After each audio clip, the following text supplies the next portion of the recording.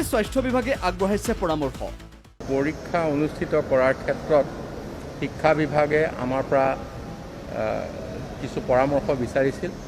সেই পৰামৰ্শখিনি আমি তেখেতসকললৈ প্ৰেৰণ কৰিবলৈ ঠিক কৰিছোঁ।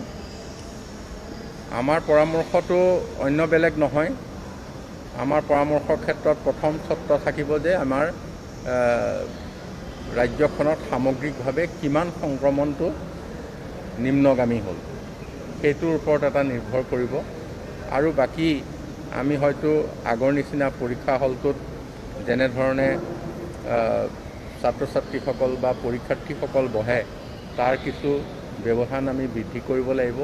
এনেধৰণৰ কিছু পৰামৰ্শ, যিখিনি পৰামৰ্শ আমি স্বাস্থ্য বিভাগে স্বাস্থ্য বিশেষজ্ঞসকলৰ এখন মই কমিটি কৰি দিছিলোঁ, তেওঁলোকৰ পৰা আমি গোটেই পৰামৰ্শটো লৈছোঁ আৰু সেই ভিত্তিতে আমি শিক্ষা বিভাগলৈ এই পৰামৰ্শখিনি প্ৰেৰণ কৰিবলৈ ঠিক কৰিছোঁ।